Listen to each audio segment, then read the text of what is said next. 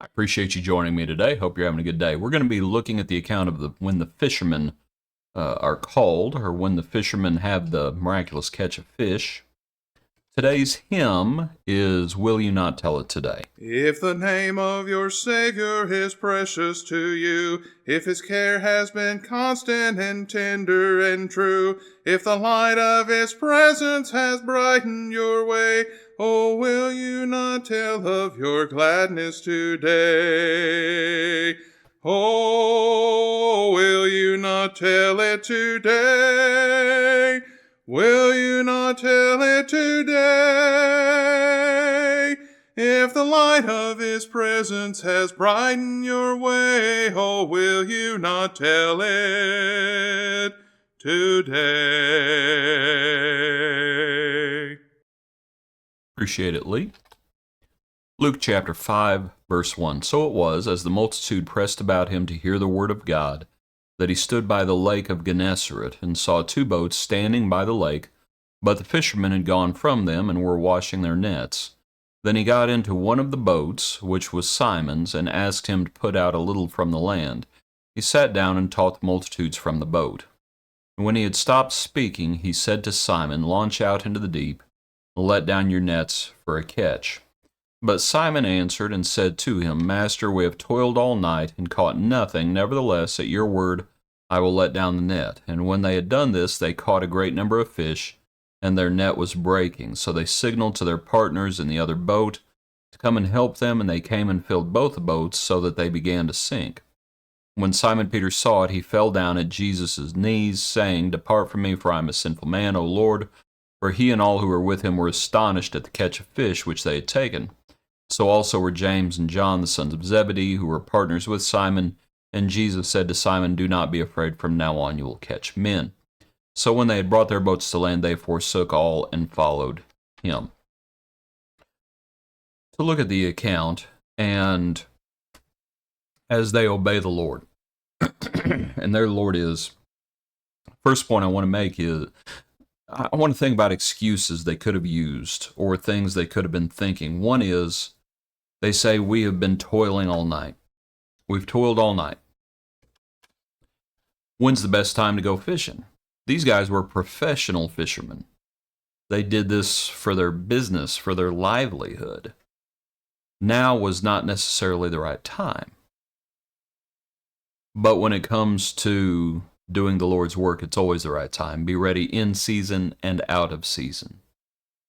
And it is never the wrong time to obey the Lord.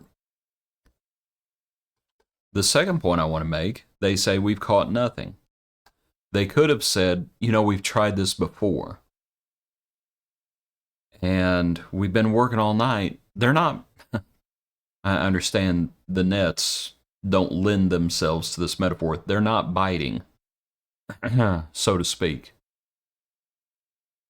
It's like we've been trying. We've done it. We've been working all night and haven't caught anything. Nevertheless. And that's what they say. At your word, that's what Peter says. At your word, I will let down the net. There's something interesting in the account. And let me look real quickly. Yeah, let's back up. Because some of the other passages, the question starts becoming, well, when did Simon Peter meet the Lord? And I think you can tell from John's account. I think John's account has the introduction. I think it's pretty obvious. When Andrew goes and gets his brother, that's the introduction.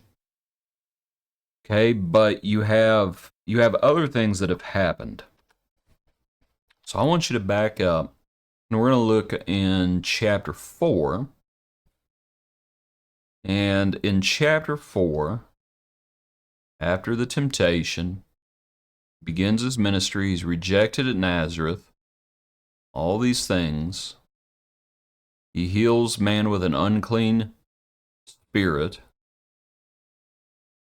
Heals many people. One of them he heals is verse 38. He arose from the synagogue and entered Simon's house.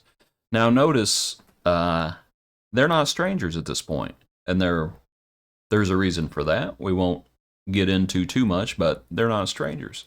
He entered Simon's house, but Simon's wife's mother was sick with a high fever, and they made request of him concerning her. So he stood over her and rebuked the fever, and it left her, and immediately she arose and served them. That's all it says.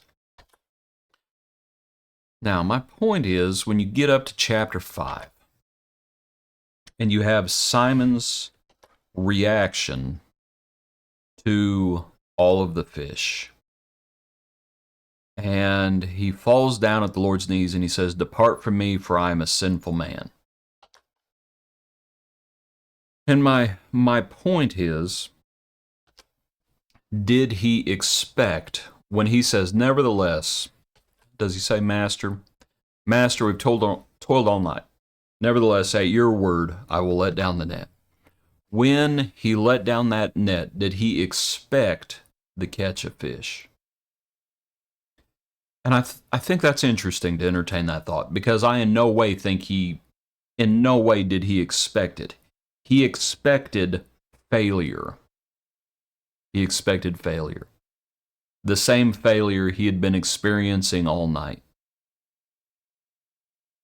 And so when all of a sudden there's this huge success, and he says what he says, "Depart from me, for I'm a sinful man." It's interesting because he's already seen miracles. He saw the healing of his wife's mother. At least it was at his house. He was there, surely. This miracle, it's more impressive, perhaps. I think you would have to say it was more impressive, at least to Peter. Doesn't mean that it was harder for the Lord to do, but it impressed him more. And it's pointing him further and further down the road till eventually we know what Simon Peter says. "You are the Christ, Son of the living God." He is quickly going down that road.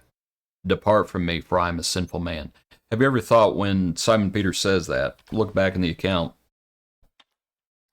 sometimes when we visualize this, I visualize it like Jesus is at the shore. Jesus is not at the shore. He's in the boat. He got into one of the boats, which was Simon's.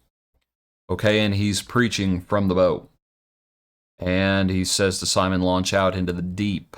Go further out. Let your nets down for a catch." My point is, when Simon Peter says, "Depart from me," where do you want him to go? What do you think? He can walk on water? Not yet. He doesn't believe that yet, does he? But he will. "Depart from me, for I am a sinful man." He in no way expected that catch of fish. He did not expect it, but he obeyed anyway. And there's a lesson there for us. So as we think about, will you not tell it today?